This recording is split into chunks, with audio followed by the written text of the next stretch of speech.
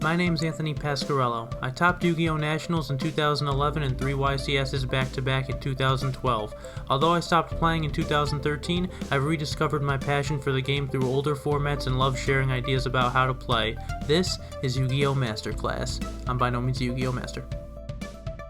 What's going on, duelists? First things first, I apologize for the delay in me finishing this tournament run little series, but spoiler alert, I didn't top. So I've been doing a lot of practicing and stuff for the first RBT of the season, which is tomorrow. So I figured let's wrap this up now, and then we'll have some fresh content for next week in a format that seems to be just full of blackwings and frogs and fairies and the like. So let's I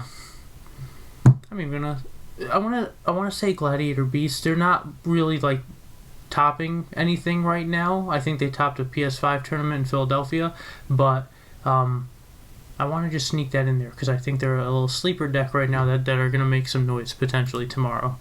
I hope they don't, but I do like that deck, and we'll see. I'm not playing that deck.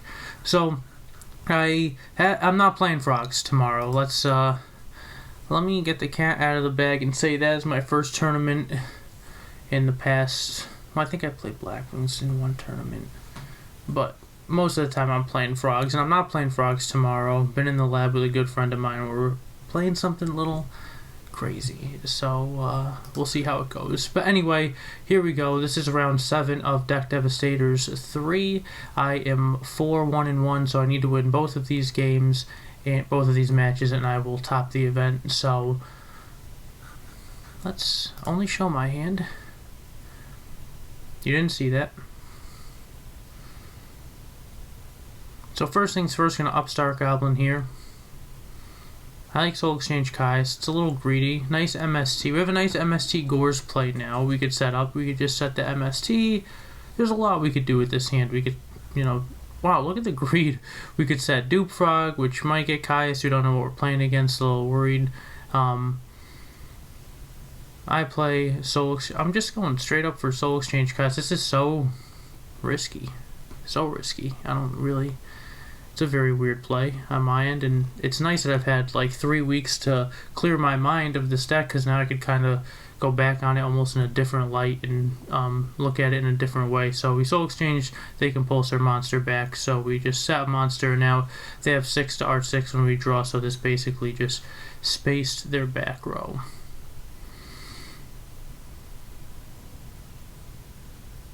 If we set MST and that was Raikou, I think that's probably why we didn't set it right. Then we do pop the back row, and yes, they could just bring their Raikou back to their hand, but that Gores play is just not going to happen properly as long as they have a set monster, so I think that makes sense. They discard a Peacekeeper and special summon a Fortress, and I'm very okay with that. They destroy my Dupe Frog, and I'm just going to be able to get my Swap Frog, and now we're going to be able to set up nice. One problem, hard to target this with monster effects because then it gets to pluck a card from our hand. So this is a little bit of a problem, even though, look at the position. They just went -1 to summon a monster, right? So they're at 5 to hour 6. I'm about to put Treeborn in the grave. They set another back row. I could space it, drop Gores, and then just do good stuff. But this could be a problem. This could be a problem. Wouldn't be the worst thing in the world if all that transpires the way that we think it's going to. Wouldn't be the worst thing in the world to even Kai's the Fortress and go minus. Let them get the Barbaros or Swap Frog out of our hand, but we'll see. So I feel good. And they're just going for the 25 here, so that's good for us. We're going to get our play off. Hopefully it's not another Compulse, unless they want to go very minus, but they let it go through. It is a Compulse. They don't chain it. Take my 25. Here's the Gores. Looks good. I feel good about this. Excuse me. They check in. We could probably speed this up right a little bit. They set a back row. I draw, get Treeborn back, turn Gores to attack mode, and attack. Nothing crazy. We drew Soul Exchange. We don't need to overextend. We're not going to tribute all these for Beast King and do anything wild. Just gonna swing. We're gonna let him kill us. We got a free 25 token. A lot of their back row we see so far, they're, well, both their back row are compulsed, so I don't think there's a need to tribute for Caius and go, assuming this could be torrential or anything. We don't need to play anything wild like that, so even though now I just hovered over it and showed us what it is, but this is, you don't know what this is. This could be anything in the moment. You really don't know what it is. It wouldn't be an awful Caius, but it's just not proper, right? We gotta play proper. Good battle fader. Oh, seeing this actually makes me remember how this is gonna end, and I don't feel great about it. This was a grind game, so now I attribute the Caius. I think this is, yeah, so see, Caius is not the right play there. It wasn't before, it's not now, even though 1 minute ago I said that it'd be good. They had a Peacekeeper in there. It's not good. It's just minus. I mean, Frog's the ultimate plus, but now we're going for 49. We're going to attempt to, or we're going to pitch a swap Frog and go for 59, bounce the Caius back to our hand, and put the pressure on for next turn. That's my inkling, at least. And with Fader, we seem pretty safe. With Soul Exchange, Caius in our hand, or Soul Exchange Barbaros, we seem in a pretty good spot. So we put them at 29. That bounces Caius back. Now they're going to draw their 6 to our 7. I mean, when we draw, we have the ultimate +1. In a 2-pack in the graveyard, and Swap Frog's probably going to die. So there is a Machina Peacekeeper. There is a Fortress. They pitch Fortress for Fortress. They pitch Force for Fortress. They bang out with the token, getting Fortress's effect to pop Swap Frog. And here's the play now. This is 43. I'm at 55. There's a card called Limiter Removal. And I'm asking myself, do I think they have it? If they do, we lose.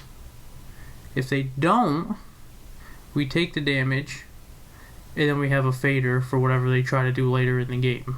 So if they set a back row, if they do nothing right here, next turn, Soul Exchange,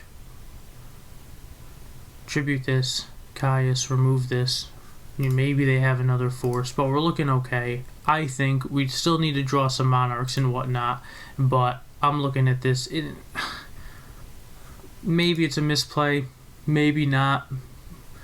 If I'm taking one, I'm taking both, and I take the first one and I say I'm just gonna let it ride. And they do have a limiter removal.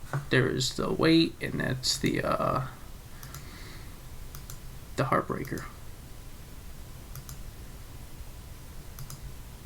So you see that when you see them starting to type in the battle phase, you know something bad's gonna happen. So yeah, we could have played that differently. We could have dropped the fader and lived to see another day. Against that deck, that's probably what we should have done, right? Drop it, and then we have Treeborn and Fader and Soul Exchange and Caius and just a whole bunch of stuff. And there's no guarantee we're winning that game, but now we're not losing the game, right? And we're still in a pretty good spot. So that happened, and I really regretted that. Did not feel good about that play at all. So going first game 2, that's a heartbreaker, right? That's not one you want to lose in that fashion, but so mentally I'm not feeling great at this point. But I do my thing, Treeborn in the grave with Swap Frog, bounce it back. There's their gear frame. And look how quickly this deck puts pressure on the Frog deck. This is another deck I forgot to mention at the beginning of this video, is that this deck's a problem. Every time my opponent summons Stratos, I feel like crap, and this deck has 3 Stratos. Yeah, but they're just going to swing for 18 there, which is nice. And they're going to pass, which is pretty nice. We draw MST. We bring back our Frog. We tribute it for the Stalos. So this is pretty plus, right? We're getting a card out of their hand. Another gear frame, which is really good. But we don't have any protection for any attacks, and we have to try to keep an eye on our life points here. Even though the game just started, we saw what happened. Now I'm hyper-focused on not getting OTK'd a little bit. But 6 to our 8 when we draw, and we have Treeborn in the grave. So, pretty good. Alright, pretty bad, right? Fortresses. I remember this game being pretty crazy, actually. So, good card to draw. They instantly DD Crow the Frog. I'm going to change space here. Is it Compulse? I guess the only thing that really matters is Dust Shoot.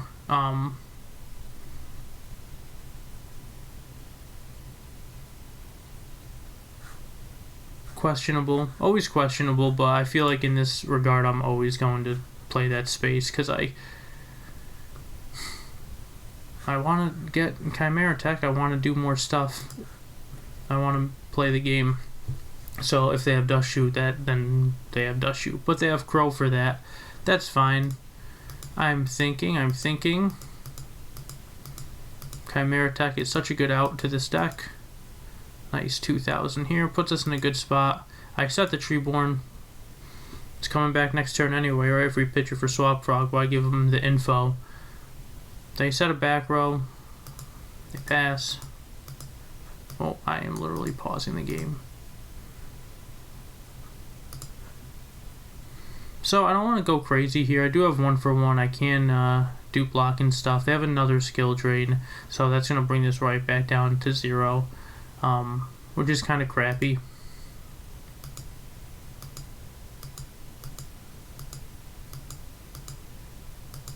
I will say this player was well prepared for my deck, and we're going to see more of that. But with a 0 attacker, he's feeling pretty good. We're drawing Substitute. We have Treeborn. We have, what do we have? Right? I guess we could tribute this for Dark Dust Spirit and pitch Substitute for Swap Frog and swing for 38, and then just like brain control and swing over. So we just do the Dark Dust Spirit, thinking that if they Fortress to run over this, I guess we could brain control next turn.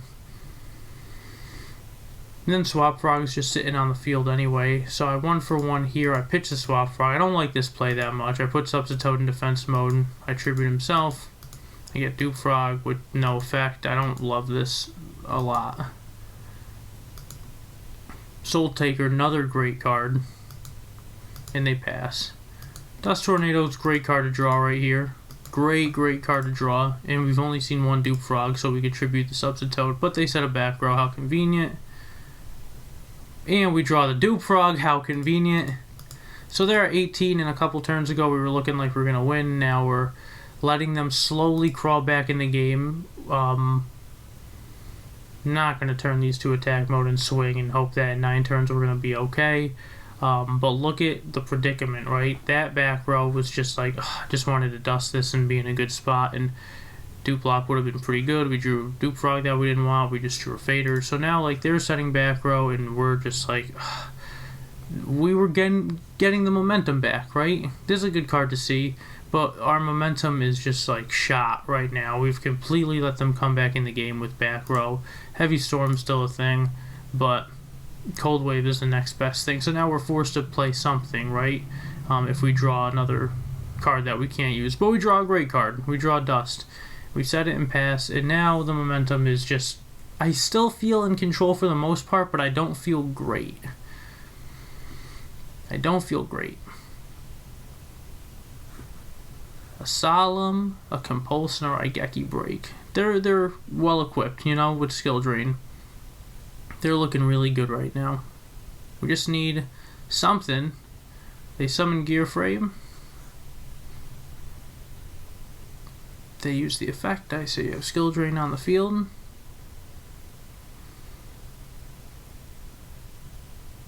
He's going to compulse it back to his hand, so it's going to resolve in his hand. Basically, trades that for a force. I guess that's fine. We'd probably rather see the back row out of there, not disrupt us, right? So they attack the frog, and now we're not looking too bad. If they end right here, I think we could win next turn, right? They set another back row. They set a terraforming for Gear Town. Now they set it, and they set a 5th back row when they end. So now and we're still, I mean, just not drawing monarchs. right here, maybe we could double dust random stuff and get Treeborn back and do nothing, I guess. I mean, dusting this is a guarantee. Dusting anything is basically a guarantee, because if they chain MST, we could just chain the other dust.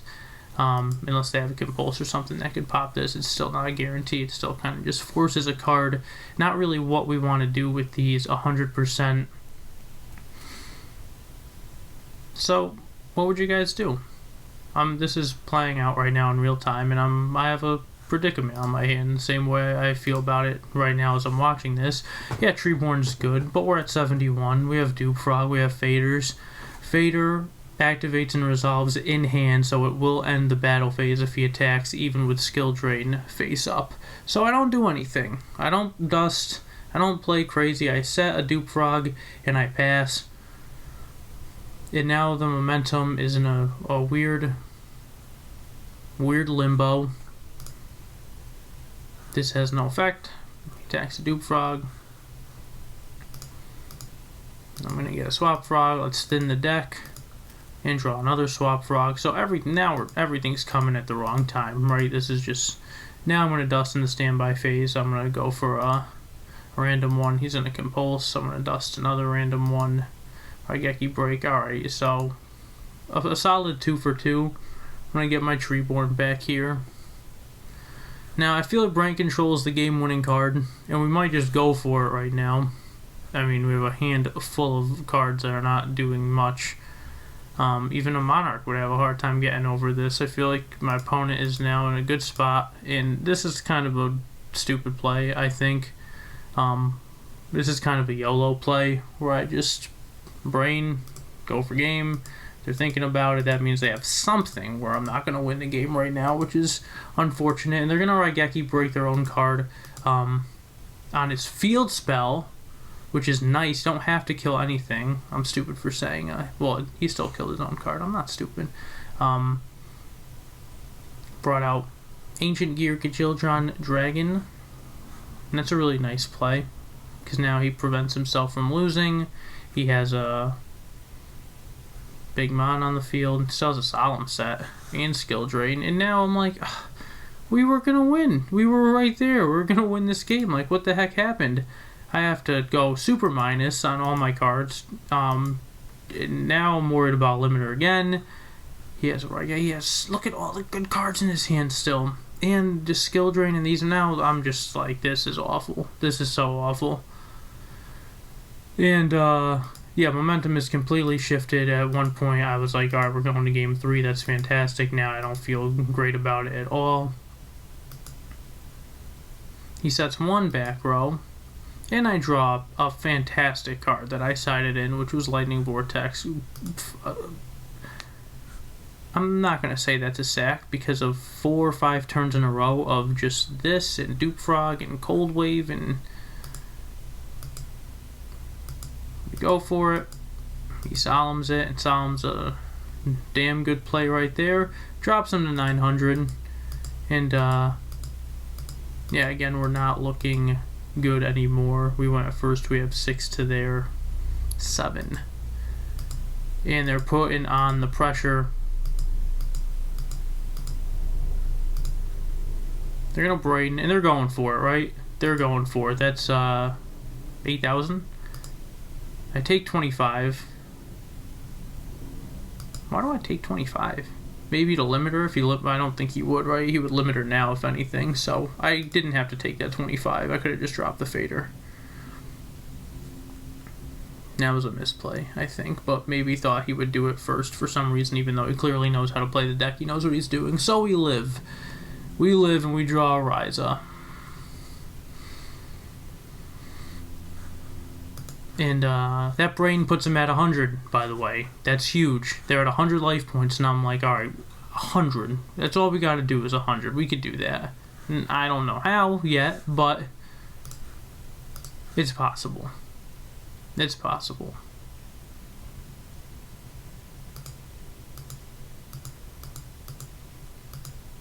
Soul Exchange, get something off the field.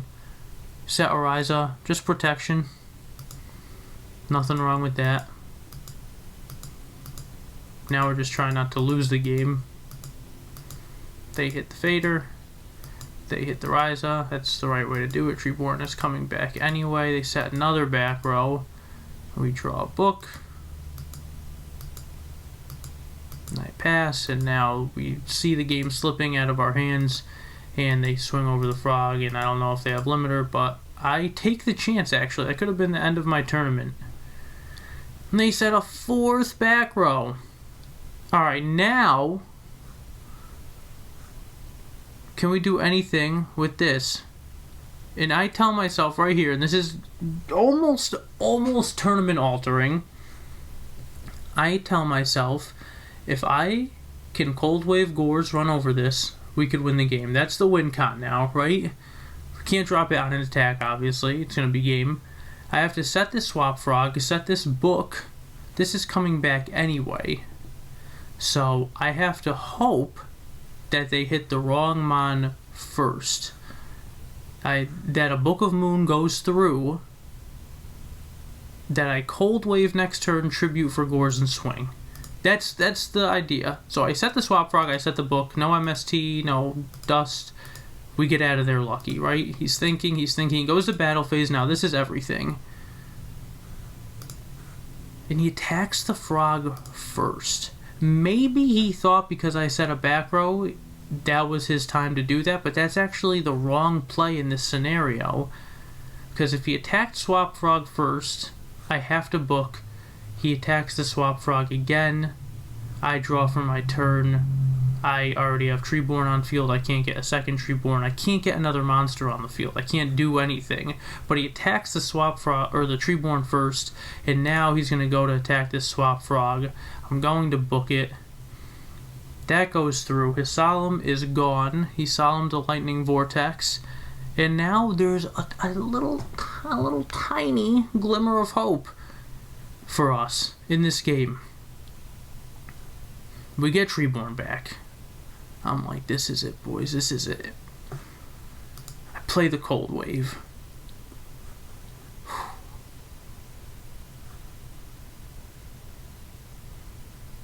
He's thinking.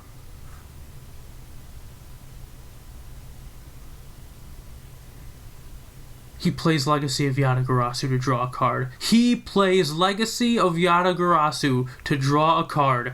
And I say, that is literally fine. He draws the card, the Cold Wave resolves. We tribute for the Gores. He had a Raigeki break and a Torrential, but we're able to go for 100 and win the game and go to game 3 in the craziest fashion. So now momentum is back. I feel like we should have won that outright. If we just battle faded, we probably still would have won game 1, I think. Right here, I'm giving myself a little pep talk. I'm saying, all right, I'm doing a couple things with the side, and I'm thinking to myself, all right, we should have lost that game. We should have won that game, then we should have lost, and we probably should have lost right to the end. And I don't know how he could try to... I guess he could have Raigeki braked anything that I had, right? And he had Torrential, but he just let it all be. He should have won that game. That should be it. But he gives us some hope. I say, good luck. Well played so far. I always try to be friendly with my opponents and just be respectful and create good atmosphere, a good vibe. That's what I would do in real life. And now, look at this hand. We got Swap Frog for Treeborn. We got Substitute for Duplock. We got Dust for Skill Drain. We got Econ to take and Caius. We don't have to Caius a Fortress. We just take it. We're in a damn good opening hand if we don't get Dust Shooted. They set a couple back row. We draw Dupe Frog. Not the best. They Skill Drain. They pay 1,000. I swing for 1,000. They take it. Bounce my Frog back, which I can do because it's a cost. You could return one. Yeah, that's the cost to bring them back, of course. But just I always get my semicolons and ruling stuff mixed up. So I know that you could bring it back, but I just want to make sure that I didn't do anything illegal or crazy. Anyway, he draws. He plays Legacy of Yatagarasu. He draws another card. He pitches Peacekeeper, Special Summon Fortress, and I'm like, this is fine. This is fine. Sets another back row. It's not great because he has skill drain already, but it's okay. And now we're drawing nothing, amazing right now. Another Swap Frog, which we really don't need. This hand's actually not fantastic, and we have some thinking to do, right? We could pitch a Swap Frog to special summon Swap Frog, and then Chain Dust Tornado on the skill drain. So Swap Frog resolves. We're going to get a Treeborn Frog in the graveyard, which is great. I guess we could Econ Tribute this, take this, swing, Tribute for Caius, and just hope that that all goes according to plan. I don't know if that's... Looking back on it now, I have some question marks. I don't know. We could have just said Dupe Frog, got Treeborn to hand, pitched it, but we're just going to go for a... This is all very interesting. Going for a Dupe Block here. And I'm thinking, and here we go. Soft Dupe Block. They summon Gear Frame. This is fine. Now we have a couple Treeborns in grave. Econ, Caius. I feel fine with this. I didn't even realize Frazier jumped in. Shout out to Frazier Smith making good content. A lot of good Edison content. Been meaning to message him actually and tell him that. Haven't talked to that man in many years. Alright, so here he equips Gear Frame to this, which I love because I could Econ, right? And, he has another skill. He sets another back where he has Call and Skill Drain. I like that a lot. He pitches the Peacekeeper for Fortress, and then he puts a Call down, so he could pretty much always get that Peacekeeper back. We get back Treeborn. We thinking. Gotta take it, right? Gotta get it while the getting's good. He's got a Gear Frame equipped to that thing. Get Treeborn back again. A little greedy if he has Torrential, but then this would die instead. This would still be on the field. I could swing and Tribute for Caius and get rid of the other card, which would be pretty good, I think. It would still, considering he has Skill Drain, it wouldn't be great, because if he did have Skill Drain Torrential, then he probably has more forces or something in his hand. But this is all relevant. These are just what ifs, and I think it's important to note on those sometimes. So we swing for 25 here. They thinking. Now they're going to call Peacekeeper. I'm like, okay, that's fine. Nice 2,000 damage.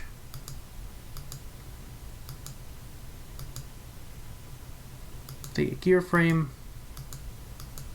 I'm going to Tribute Fortress. Hit that back row. They're going to chain Skill Drain, and I'm telling myself, I even ask him right here, if I book my Caius, will this resolves face down? This only negates face up, so this should still get removed if I target it. I check.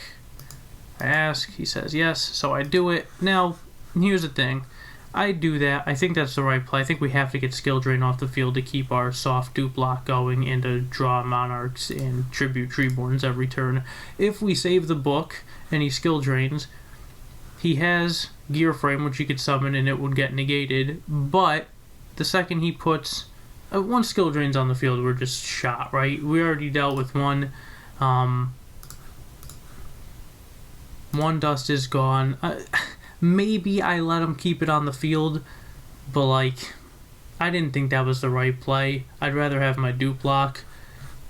Was that the right play? I mean, look at this, right? He has Skill Drain on the field. He still brings out a Fortress. Then he just starts going to town, but I guess we'll see. I'm actually going to leave his hand up now because I'm curious to try to compare the way that the game played out both ways. And that's it's a nice card to top deck right there. Shout out to Beast Mode Adam. Shout out to Joey. Two of my boys I test with constantly. Grabs a Force. Now he's got a damn good hand. Brings out one Fortress. Brings out a second Fortress. I'm like, that's fine. I have Dupe Block. I feel fine. Soul Taker's this, the killer. Skill Drains and Soul Takers, my opponent was well prepared. I will say they did their homework. Dupe Frog gonna thin the deck a little bit. Well, Swap Frog's in the grave. And because I gain 1,000 life points. Dupe Frog misses timing, which I didn't know. But I think we were going to go into the graveyard anyway, so we're really not thinning the deck, and now we're in not a good spot. Not a good spot, not a good spot. Not an awful spot. They set the back row, which is scary. We draw Soul Exchange, which is good if we can draw a Monarch next turn and Soul Exchange one of these and get the other one off the field, and I won't have a card in my hand. So I'm assuming we're just going to set Dupe Frog, but once this special summons itself next turn, oh, you can only normal summon, get the search. I was going to say that's the best card ever made if you get it off the special summon. You draw a Legacy. That's good for us, but we don't know that at the time. They normal summon. They go for the Frog. They go for that. I will get my effect now. Get a swap Frog back. Take 25. Alright, this is the draw of the tournament, right? I mean, I don't know that these are not doing a whole lot right now. I mean, I guess if I do draw a Monarch and tribute 1 to get rid of this, then he could still limiter this and put me in some trouble. But we'd have a Treeborn in defense mode for a little bit of defense, so I wouldn't lose the next turn. But all hypotheticals, what we need right now is a Monarch. And we draw a Mystical Space Typhoon. So, not ideal, right? At this point, I think the game is over. I have to set the Swap Frog. They draw a Raigeki Break, which pairs very well with the Legacy, because now they draw a Gear Town. They could just set the Raigeki Break for more protection. And they're going to swing for 25. They're going to swing for 18.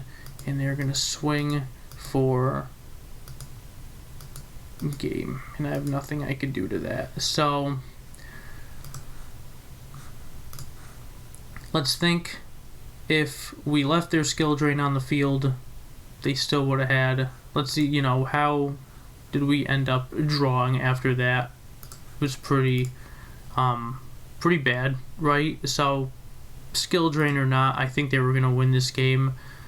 The deck just outplayed us. It just was there's not much we could have done differently, I feel like, and maybe a couple things looking back on it now, a couple head scratchers, but regardless, I think this deck just did what it had to do. Limiter is great, skill drain, side deck was all on point. The deck did exactly what it was supposed to, and he played it very well, besides that misplay in game 2 that he probably didn't think was a misplay at the time. So GG's to my opponent, and I believe they actually ended up topping the tournament, so congrats to them. And we're just gonna go right into the final match, actually.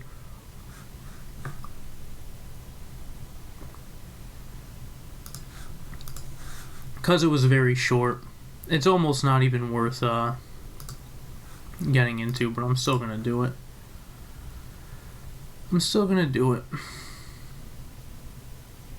Where are we at? This is who I lost to, this is who we won against. So we're 4-2-1. Had a good run in day 1, and needed to win out day 2, and that was a tough loss. That was a heartbreaker.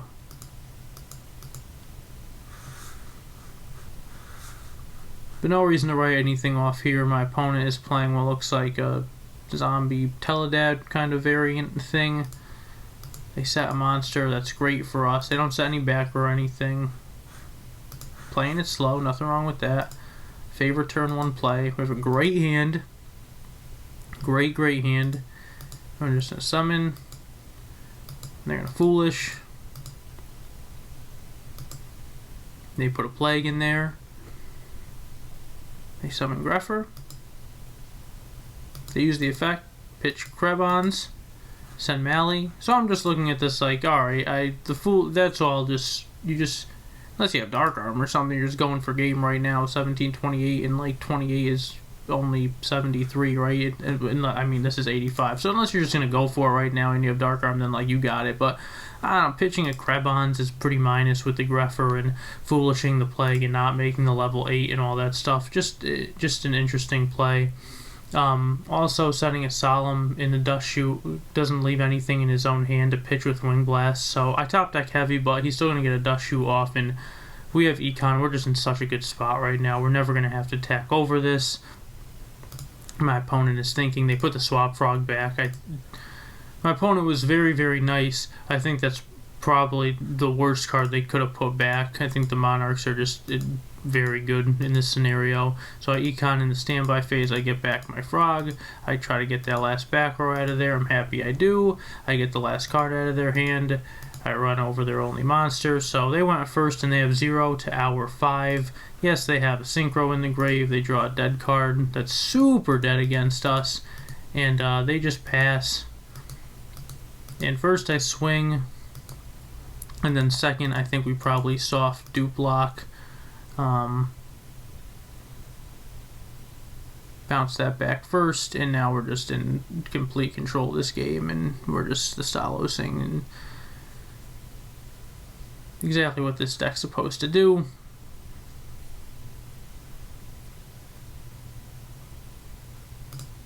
And they, alright, so our hand's not very good here. That all happened very quickly. Their hand is horrendous. They left these in versus us.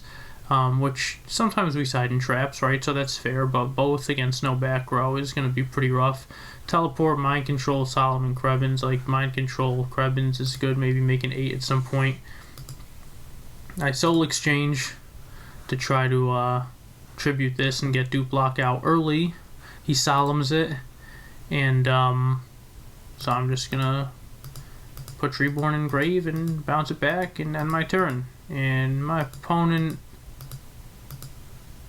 DD Crows, actually just shows his hand, and I think that's going to be it. He just looks at it and he's like, it's not even worth playing. And honestly, he didn't realize I had triple Swap Frog in my hand, and that my hand was so bad that it probably was worth playing. But I think by the end of the tournament, you're just like, we're not topping anyway. I'm out of gas. Let's just call it. I think maybe that was my opponent's mindset there. So we finished 5-2-1. The Machina loss was hard.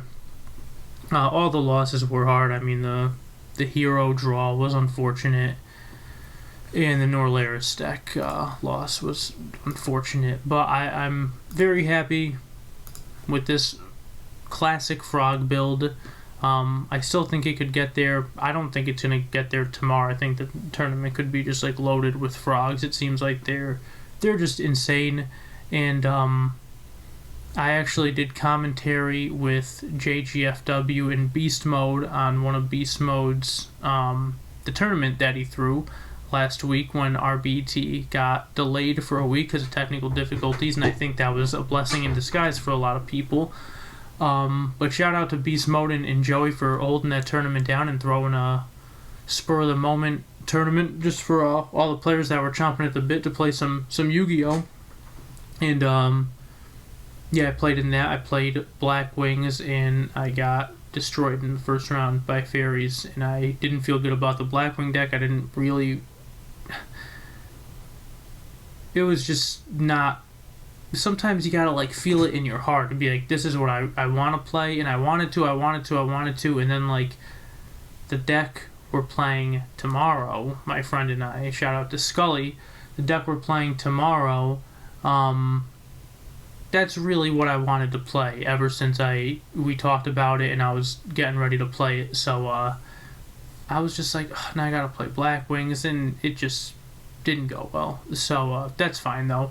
I digress, because big shout out to them for throwing that tournament, and I ended up doing commentary for like the last 3 rounds of that tournament, and they were just saying that Frogs they're everywhere, and yes, you could do some crazy complicated plays with Frogs and do some really cool stuff, but you could also just dupe block, get back Treeborn, sack for a Monarch every turn, and anyone could do that, and that's tough to play against sometimes. So be on the lookout for this deck tomorrow. Thank you guys for watching this series. Thank you for all the support, and I say that all the time, but it always means a lot. So thank you very much. I feel like such an Italian. I'm talking with my hands. Tony, you're talking with your hands. Thank you, thank you, thank you. Good luck tomorrow in the first RBT of the season, and we'll have some coverage on that. and I'll see you guys in the next one.